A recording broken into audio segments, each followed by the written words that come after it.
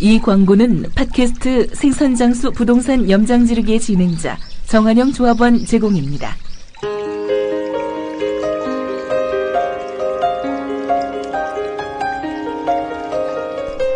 안녕하십니까. 국민TV 조합원 여러분, 노무현입니다.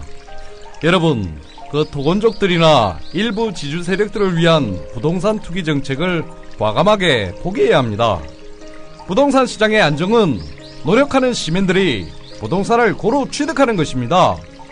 이제 시민들이 뭉쳐 올바른 부동산 정책을 요구해야 합니다.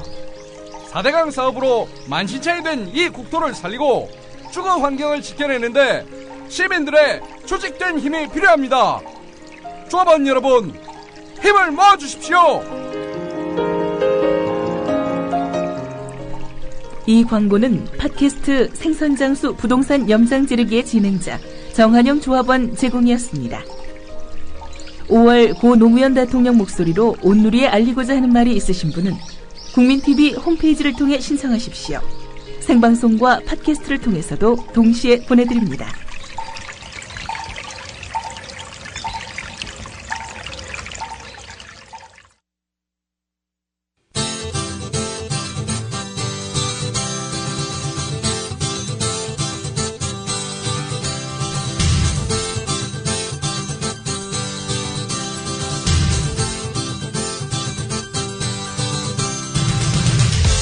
투박하지만 정직하다.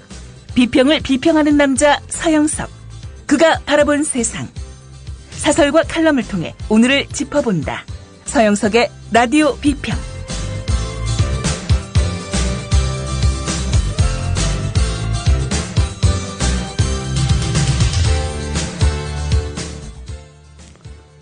안녕하십니까. 서영석입니다.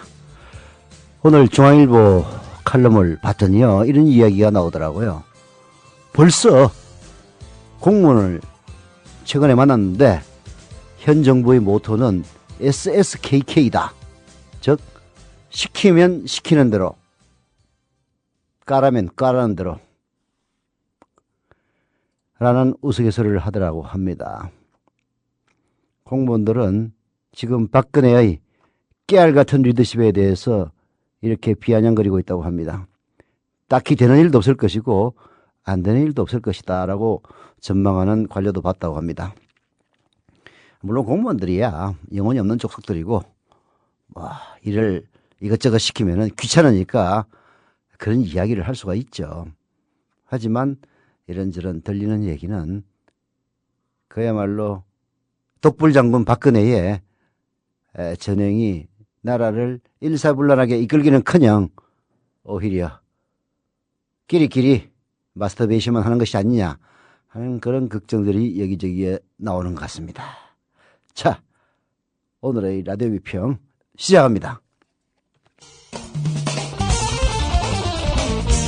함께하고 계신 방송은 정치평론가 서영석 미디어 협동조합 이사가 진행하는 라디오 비평입니다.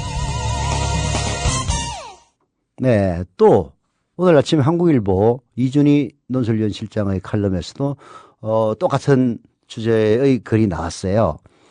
29일자 조간신문들의 재미있는 평양중앙통신발 사진이 실렸다. 김정은 북한 제1위원장의 현지 지도 모습이다. 우산선 김정은을 둘러싼 군 간부들이 하나같이 수첩을 들고 말씀 한마디라도 흘릴세라 열심히 메모하고 있다. 체제 경직성을 보여주는 딱한 풍경이다. 실수하다 부떡 우리도 별반 다르지 않다는 생각에 멋쓰게졌다라고 얘기하고 있습니다. 김정은이 말을 한마디 하면은 손잡벌밖에 되지 않는 김정은이 말을 갖다가 열심히 메모하고 있는 북한 군 장성들의 모습, 그것이야말로 체제의 경직성을 보여주는 딱하기 이를 데 없는 그런 풍경인데요. 지금 바로 김정은 체제, 북한 김일성 3대 실습의 체제에 버금가는 일들이 현재 국무회의에서 일어나고 있다는 것 아닙니까? 오죽하면 SSKK 시키면 시키는 대로, 까라면 KK, 까라면 까라는 대로 라는 얘기가 나오겠습니까? 걱정이죠. 과연 박근혜 대통령이 당선되기 위해서 국민들에게 약속했던 책임 총리제는 도대체 어디 갔습니까? 경향신문 양건모 논설위원의 칼럼입니다. 책임 총리는 대체 어디 있느냐? 시작합니다.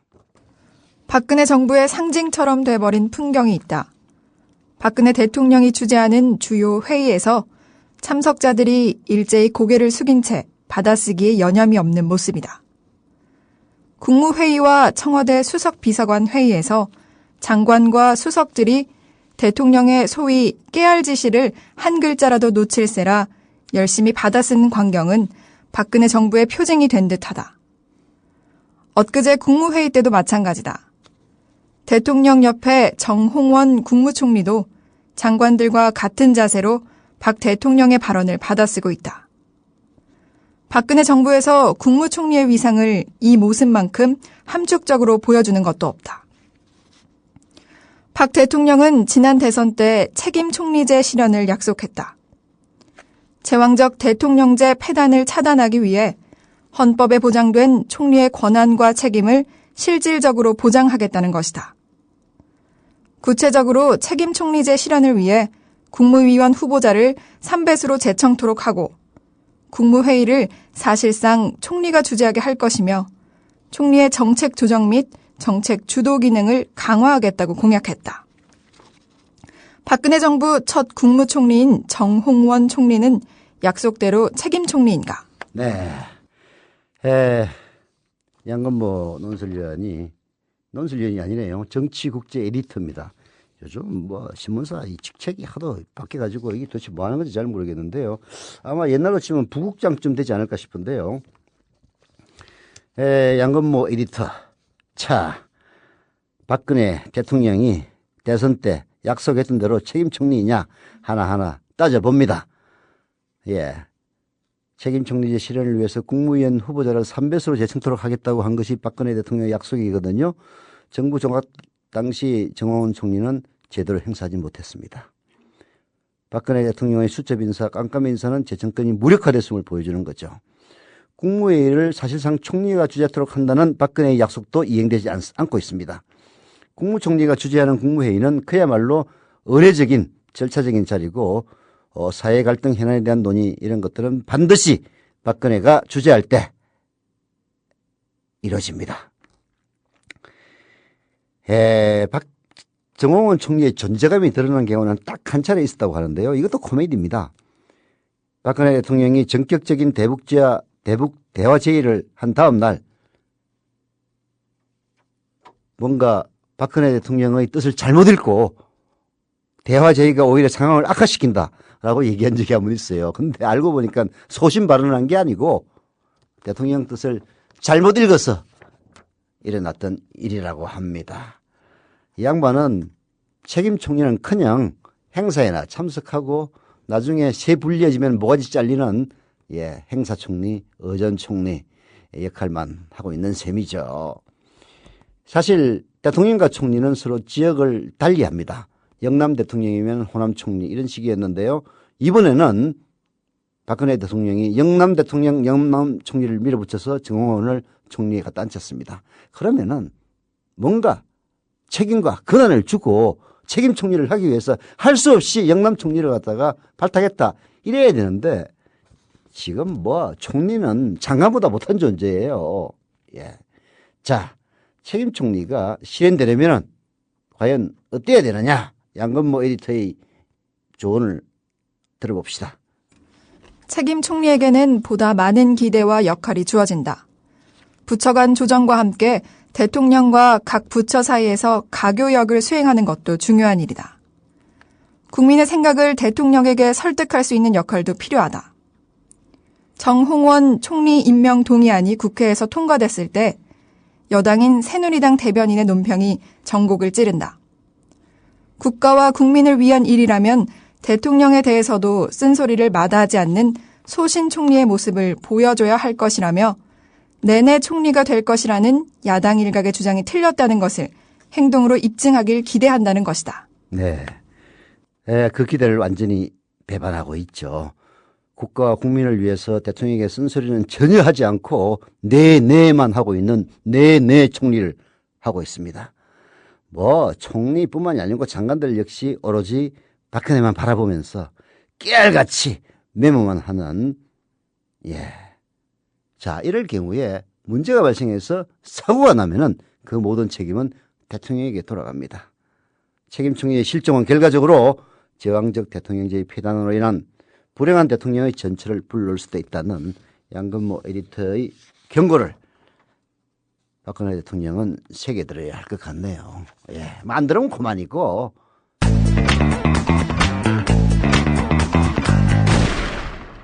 네, 그대는 어디에 있느냐? 박근혜 대통령이 그렇게 약속했던 제왕적 대통령제의 피해를 없애기 위해서 책임 총리제를 하겠다고 철석까지 약속했던 그 책임 총리는 도대체 어디가 있느냐라는 놀이였습니다. 한국인의 기질을 냄비 기질이라고 보통 얘기를 합니다. 뭐 좋은 의미로 얘기하는 건 아니죠. 쉽게 달아오르고 쉽게 식는다는 이야기를 그렇게 비아냥거리는 용어가 바로 냄비라는 용어입니다. 하지만 역사는 다 냄비였어요. 다만 그 냄비가 지나가고 난 뒤에 어떻게 행동했느냐에 따라서 그 민족의 운명이 달라졌습니다. 지금부터 100년 전 미국 뉴욕은 지금의 벵글라데시와 다를 게 하나도 없었습니다. 조한욱 한국교원대 역사교육과 교수의 칼럼입니다. 한겨레의 조한욱의 서양 사람이라는 제하로 짧은 칼럼을 연재하고 있는데요. 오늘 조한욱의 칼럼은 그곳의 갑과 을이라는 제하의 칼럼인데 여러분들에게 소개를 해드리겠습니다. 1911년 3월 뉴욕 맨해튼에 화재가 발생했다. 90년 뒤 세계 무역센터가 피격되기 전까지 뉴욕시에서 두 번째로 인명피해가 큰 사고였다. 트라이앵글 블라우스 공장 재단실에서 누군가 부주의하게 옷감 자투리가 쌓인 쓰레기통에 담배꽁초를 버림으로써 일어난 이 참사로 146명의 의류 노동자들이 사망했다. 희생자 대다수는 최근에 입국한 10대 후반과 20대 초반의 유대계와 이탈리아계 여성들이었다. 공장은 10층 건물의 8층부터 10층을 사용했다.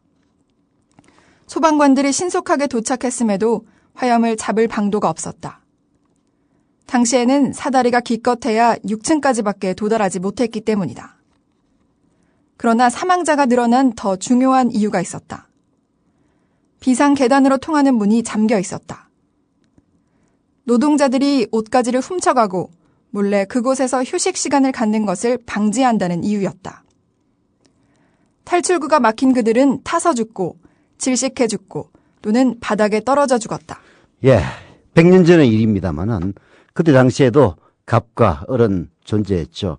갑은 그 공장을 운영하는 자본주들이었고 을은 노동자들이었습니다. 노동자들이 옷까지 훔쳐간다고 거기서 몰래 쉰다고 비상탈출구 문을 잠궈놨어요. 불이 납니다. 다 타 죽어요. 왜? 탈출을 할 수가 없으니까. 심지어 창밖으로 떨어져 죽은 사람도 있었다고 합니다.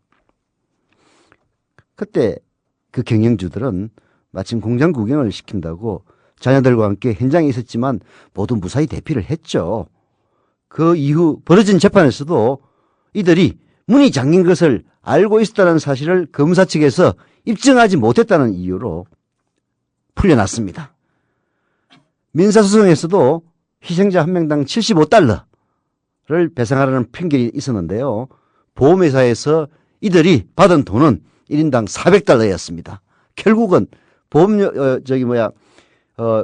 배상 1인당 $75하고 보험료 $400 받아가지고 화재가 났음에도 불구하고 경영주들은 돈을 더 벌었습니다. 이게 1911년 뉴욕에서 일어난 갑과 을의 현실이었죠.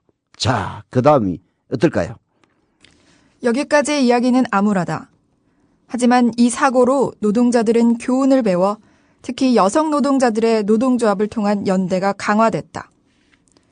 뉴욕시에서는 노동자들의 노동시간을 단축시키고 노동 현장의 안전을 강화하는 법안을 제정했다.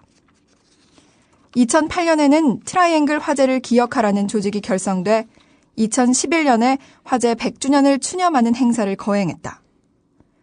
남양 유업으로 인한 갑에 대한 을의 반란은 한번 들끓고 말 일이 아니다. 합당한 교훈적 결말을 끈질기게 이끌어내야 할 일이다. 그렇습니다. 남양유업으로 인한 갑에 대한 을의 반란, 이게 일회성으로 끝나서는 안 되죠. 예. 합당한 교훈적 결말이라는 것은 을의 지위에서도 자기 권리를 찾을 수 있도록 국회의 법안들이 통과될 수 관련 법안들이 통과될 수 있도록 사회적 압력을 가해야 되고, 그리고 스스로 을들이 연대를 해서 갑의 행포를 방지할 수 있는 힘을 키워야 되는 겁니다. 이런 일이 없이 그냥 한번 떠들고 만다면은 다음에도 또 동일한 일이 벌어질 수밖에 없는 거죠.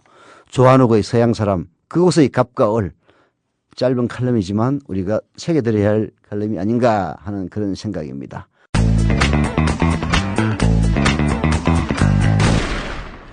오늘 신문을 보고 지하철로 출근을 하는데 보니까 삼성전자 이재용 부회장의 아들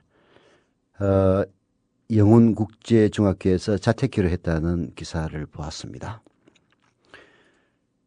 교육청의 감사 결과 영훈국제중학교의 파행은 그야말로 상상을 초월했습니다.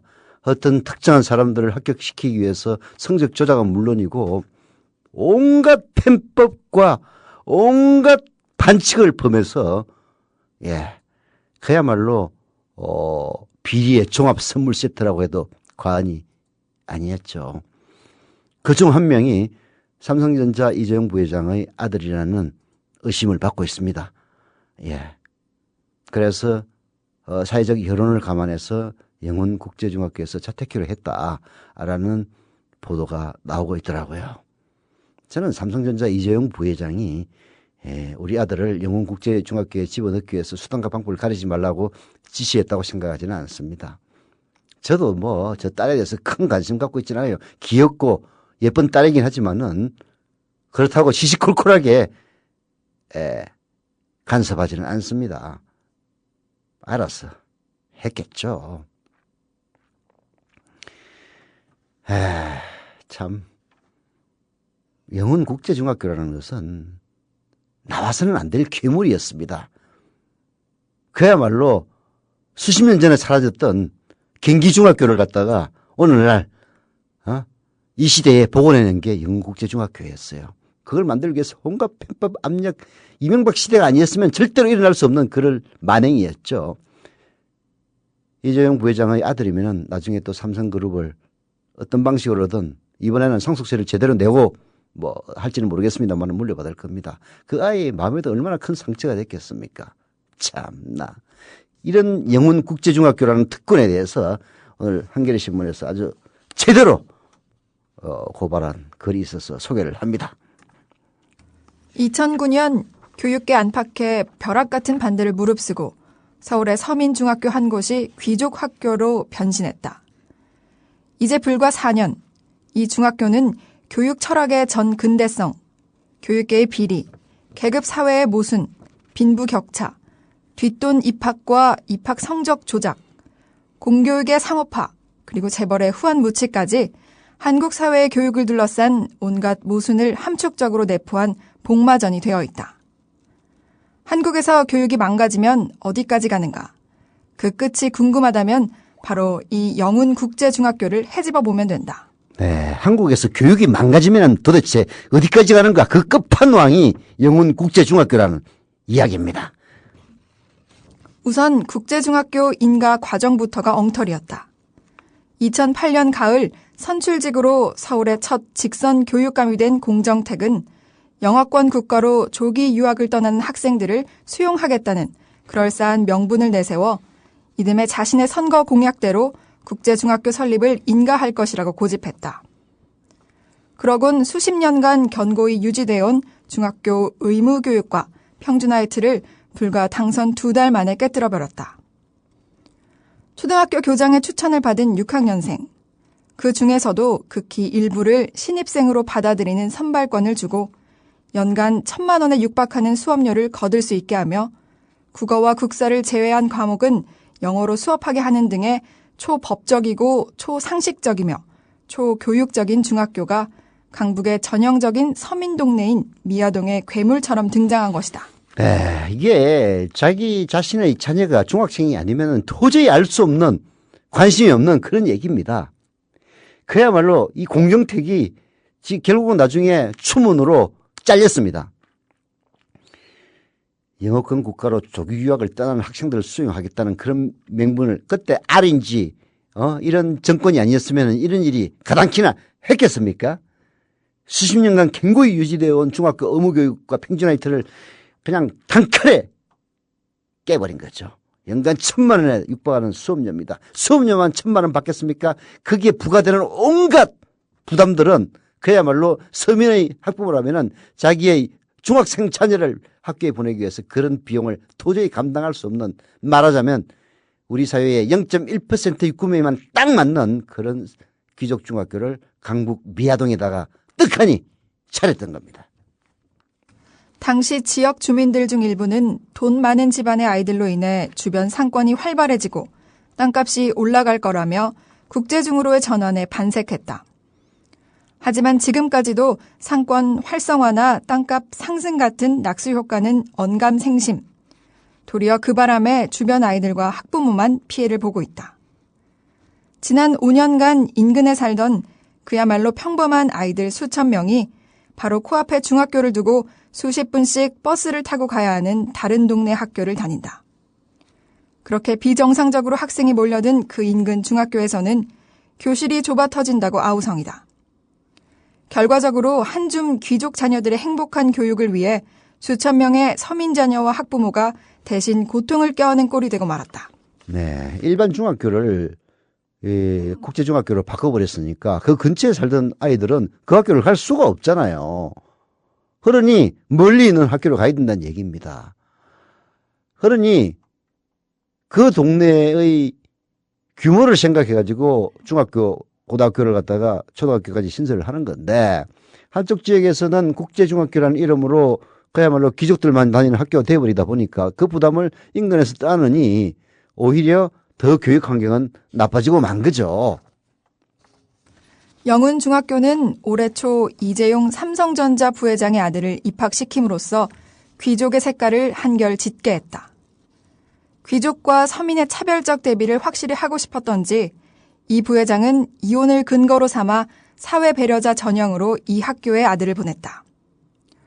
어쩌다가 우리나라는 최대 재벌의 자녀까지 사회가 배려해줘야 하는 지경이 되었는지 하고 세상은 조롱하지만 이미 제도의 허점을 헤집고 아들을 입학시킨 그는 그저 눈치고 있을 뿐이다.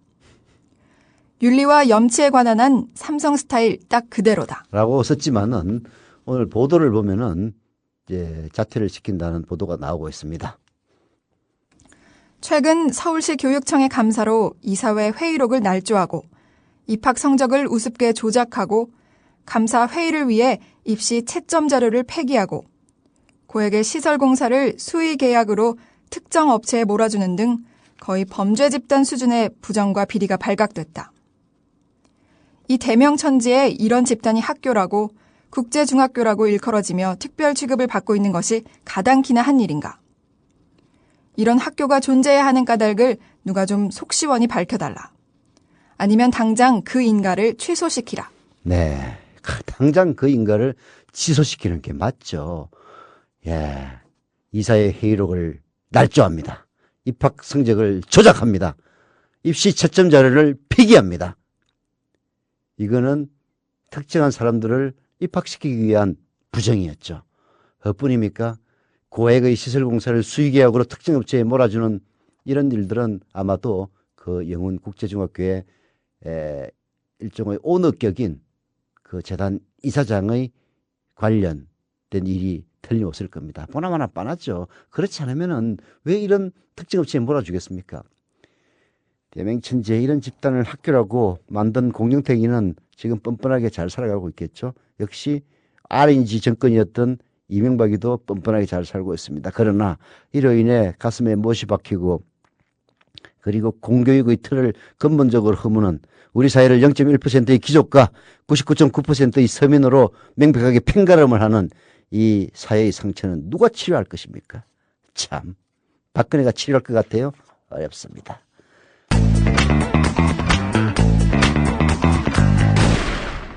네, 참으로 비정한 사람입니다. 참으로 잔인한 사람입니다.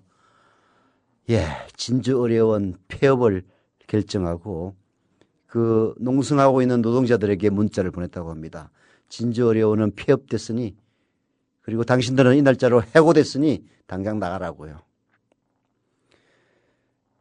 경남도지사 홍준표 참 잔인합니다. 자기의 정치적 목적을 달성하기 위해서 이렇게 남의 가슴에 못을 박고 피눈물을 흘리게 해서 그 끝이 좋으리라고 생각합니까? 심지어 진주의료원 폐업 어제 결정이 됐습니다마는 그동안에 노사 협의를 한다 온갖 사기를 쳐놓고 실제로는 훨씬 거의 한 달 전인가요? 폐업이 이미 이사회에서 통과했다고 그걸 숨겨왔다는 사실도 폭로되고 있습니다. 예, 정말로 새누리당 혹은 보수의 지지층에게만 관대하고 온화한 그러나 돌아서면은 거의 모든 국민들에게 잔인하고 비정한 모습을 보이고 있는 홍준표 지사의 진주의료원 사태. 오늘 한겨레신문은 대통령이 직접 나서라는 사설로 박근혜의 결단을 촉구하고 있습니다. 홍준표 경남도지사가 어제 진주의료원 폐업을 강행했다. 100년 넘는 역사를 자랑하던 진주의료원이 취임 6개월밖에 안 된 도지사에 의해 사라지게 된 것이다. 경남도는 폐업 이후로 여전히 강성노조와 누적 적자를 들고 있다.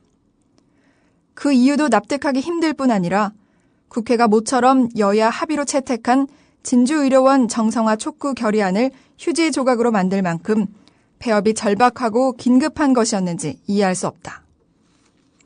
사태가 이 지경에 이르렀으니 이제는 박근혜 대통령이 직접 나서야 한다. 박 대통령은 대선 후보 시절 지방의료원, 지역 거점 공공병원 활성화를 약속했다. 진영 보건복지부 장관도 청와대 업무 보고서에서 지방의료원의 공익적 기능을 강화해 지역 내 거점 병원으로 육성하겠다고까지 밝혔다. 진주의료원 사태는 박근혜 정부가 공공의료 정책을 어떻게 펼칠지 보여주는 시금석이 된 지 오래다. 네, 그 테스토스톤 시금석은 불행하게도 나몰라라 하는 것 같습니다. 약속은 철석같이 했죠. 지방의료원과 지역거점 공공병원을 활성화시켰다고 약속을 했습니다. 대통령이 되기 위해서. 그러고 나서 자기와 동반 당선된 홍준표는 지방병원을 폐업시키고 있습니다. 그러니 박근혜의 약속을 누가 믿을 수가 있겠습니까? 박근혜 대통령은 지난달 15일 도민들의 판단에 맡겨야 한다며 이 문제에서 발을 살짝 뺐습니다. 하지만 공공의료 같은 안전망 정책은 여론에 맡길 사안이 아니라 대통령이 결정할 통치 철학의 영역에 속하는 문제죠. 상황이 그렇게 한가하지만은 않습니다. 더 우려되는 것은요, 진주의료원 하나에 그치지 않고 지방의료원 폐업이 줄줄이 이어지지 않을까 하는 그런 점입니다. 2011년 기준으로 34개의 지방의료원 가운데 흑자를 기록한 곳은 경북의 김천의료원 딱 하나뿐입니다. 나머지는 모두 적자로 누적 적자가 5천억 원이 넘습니다. 진주의료원 폐업을 보면서 적자 의료원이 있는 지역의 다른 지방자치단체 장들도 야, 홍준표도 하는데 나도 하면 되겠구나 라고 달려들지도 모릅니다. 청와대는 최근 윤창종 사건을 통해 귀중한 교훈을 얻었을 겁니다. 처음부터 문제의 근본을 잘라버리면 되는데 홍보수석의 사과 정도로 덮으려다 결국 대통령이 2번이나 사과를 했습니다. 이번에도 사안의 본질을 정확히 알고 대처하지 않으면 사태가 더 확산될 수 있습니다. 더 늦기 전에 박근혜 대통령이 직접 나서서 진주의료원 폐업을 철회하도록 조치하기 바란다고 한겨레신문에 사설은 촉구를 하고 있습니다만 과연 어떻게 될지 저는 부정적으로 봅니다. 자, 오늘 12,000명이 될 거라고 생각을 했었는데요. 12,000명이 안 됐네요. 어이구. 그래서 저는 지금 현재 11,997명입니다. 물론 앞으로 3, 4분 남았는데요. 네. 3, 4분이 아니라 1분 남았네요. 1분 안에 될지는 모르겠습니다. 이름도 불러드릴 시간이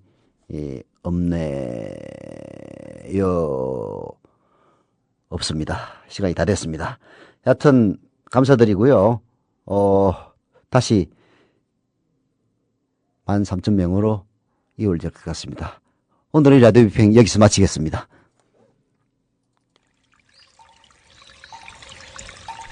이 광고는 팟캐스트 생선장수 부동산 염장지르기의 진행자 정한영 조합원 제공입니다.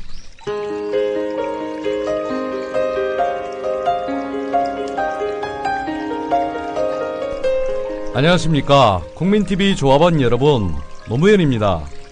여러분, 그 토건족들이나 일부 지주 세력들을 위한 부동산 투기 정책을 과감하게 포기해야 합니다. 부동산 시장의 안정은 노력하는 시민들이 부동산을 고루 취득하는 것입니다. 이제 시민들이 뭉쳐 올바른 부동산 정책을 요구해야 합니다. 4대강 사업으로 만신창이 된 이 국토를 살리고 주거 환경을 지켜내는데 시민들의 조직된 힘이 필요합니다. 조합원 여러분, 힘을 모아주십시오. 이 광고는 팟캐스트 생선장수 부동산 염장지르기의 진행자 정한영 조합원 제공이었습니다. 5월 고 노무현 대통령 목소리로 온누리에 알리고자 하는 말이 있으신 분은 국민TV 홈페이지를 통해 신청하십시오. 생방송과 팟캐스트를 통해서도 동시에 보내드립니다.